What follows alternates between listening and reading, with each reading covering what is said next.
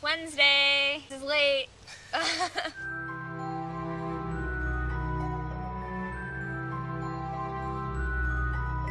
Matt and I decided to go adventuring. Well, we didn't decide to go adventuring.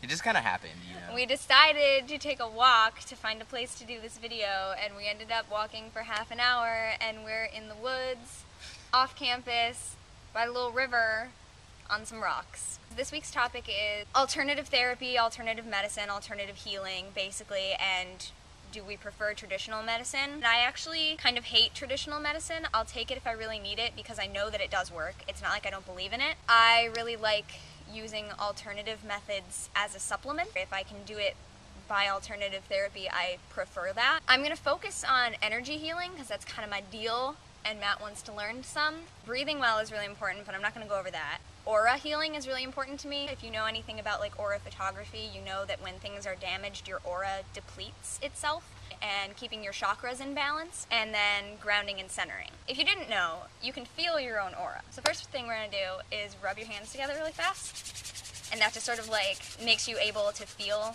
with your hands a little bit better. Put your hand a couple inches away from your skin and try to feel where your energy field is. And it's sometimes easier on another person. It might be hot, it might be cold. Yours is warm. Like I just noticed it got really hot right there. Basically, whatever the norm is, if it becomes a drastic temperature change, that's where you're going to need to concentrate a lot of energy to heal it. The way that I heal my own aura after I do that sort of thing and figure out where it is, the first thing that you want to visualize is close your eyes. This might be good to do after grounding and centering, or you might prefer it first, is to envision a big cone of light above your head coming down and touching the top of your head, which is your crown chakra. White light, or whatever color I guess, but white or purple is generally associated with that chakra, from the heavens, from whatever God you believe in, from the universe itself, pouring down into you. From the top of your head, it gradually sinks down all throughout your body, and then you can envision it moving to the place that you need help, which me, a lot of times it's my knees. So after you get like a nice concentration on that spot, you can move it all throughout your body and make it balanced. You can use your hands, which I like to do, as another focus to sort of direct the energy from there through your hands physically to the spot.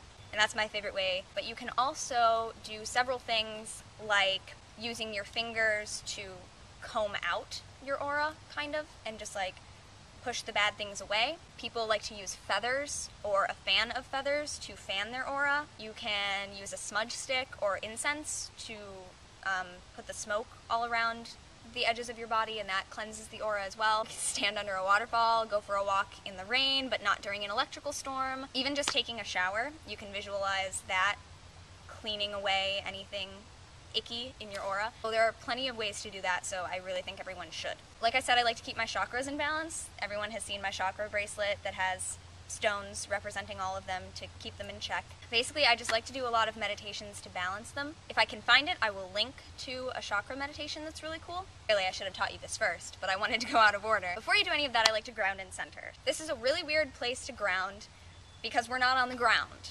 We're on rocks in a river. Ideally, you want to be on the ground. I normally like to do it sitting up against a tree, with my back against a tree. Sit in a comfortable position, like for meditating. I like cross-legged. You can sit with your legs straight out, anything really. You could lay down, but some people fall asleep doing that, so personal preference. But for grounding, you do definitely want to be, a lot of you, touching the ground. If you're wearing a skirt or something, hike it up a little bit to let your skin touch the ground. We're wearing pants, we're not going to do that. What you want to envision is you becoming something like a tree or a plant, putting roots into the ground, literally grounding yourself to the energy of the earth and feeling solid, which again is going to be really weird to do on a rock in a stream, but I think it's going to be fun anyway, and we'll do it later on the ground if you want to. I like to imagine being a tree, which is why I like to do it next to a tree, because I always put my hands on the roots and feel the energy going from the tree into the ground, vice versa. So what we're going to do right now is attempt to ground in a river. How was that?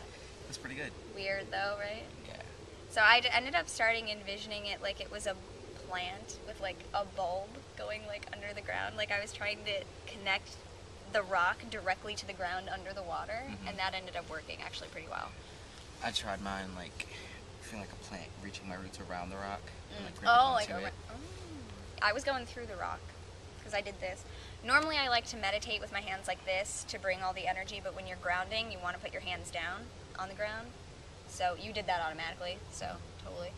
But I started like this and I couldn't get it, so I did this and just tried to go like through the rock. So that actually wasn't that bad. So in case you were wondering, you can ground on a rock in a stream. That's really cool, actually. I never thought of that. So once you're grounded, you still need to center. Basically what centering is aligning yourself, now that you're in tune with the earth, is aligning yourself with the universe in general, knowing where your center is as well as its center. There are a million ways you can do this, so I'm just going to say how I do it. And the way I do it is envision my center, like physically the center of my being. It might be like my solar plexus. I normally think of it as being like right here, even though that's not really the center. And then just focus on that. Focus on like creating a ball of light in the center of your being, and then gradually make it bigger, like to encompass you, and then bigger to encompass like the town that you're in, and then like the state, country, the globe, and then like the universe. That's how I do it. And then I go backward and then just like zoom, zoom, zoom, zoom, zoom until you get back to the center of me. So that's just how I do it. But it's always about aligning your center with the center of everything. We're switching angles, but Matt couldn't use my method for centering, so he figured out something different. What I use for myself, I imagined like myself being like one prick point on the planet of light, and all the living things around me were other prick points. And so what I did instead was I took all of the prick points that I could see and I just melded them together, so it was like a blanket of light, and it just engulfed the planet, and then I just let that shine and then come back down. Like, yeah, getting the glow getting bigger and smaller. That's cool. Yeah. The next thing that I think is important to understand is how energy flows through your body, which this goes along with the chakra thing, it goes along with the aura thing. I know I'm skipping around, but it's all separate points that you can coalesce for yourself later. But I think it's important to understand that the energy flows through your body like a circuit. And so, like, if you're healing someone with, like, hands-on or, you know, distance healing or anything like that, it's the same thing that Reiki does, but I don't know Reiki because Reiki is a specific, like, form of it that requires very specific teaching. I don't do Reiki, but I've had Reiki done for me, and my energy healing is similar. In things like that, you use your hands to send energy back and forth, and one of your hands sends energy and the other receives it. If Matt knows that this is his sending hand and that's his receiving, we could make the circuit like this, because that still flows like I'm sending this way and he's receiving, if his were backwards from mine. If you don't know which is sending and receiving, I've never done this because I've always just had a feeling of which was which. Try putting your hands together and just think of the energy flowing through your body in a circuit and just see which way it goes automatically. I don't know if it has anything to do with dominant hand versus non-dominant hand. I've just always had a feeling about it. So you're the same as me. Okay. So we're going to send, receive, send, receive. So we're going to do the same thing that just happened, but together. And you can do it touching, you can do it... Actually, let's start far apart. Close our eyes and imagine the energy circuit being completed with both of us. I try to cut back a little bit. It still tingles, but I think that's just the feeling that I get when I receive. Yeah. But thank you. No problem. Yay! Okay. Thanks for watching. I don't know how much of the footage that we just took you'll actually see. I might link you to some stuff on my personal channel. I hope those random little tidbits help you keep your energy in check, and definitely look into chakras. And when my mom finally opens up her web store, we make these. And they're really helpful. So, thanks again. I'll see you next week. See you later, guys. Blessed be.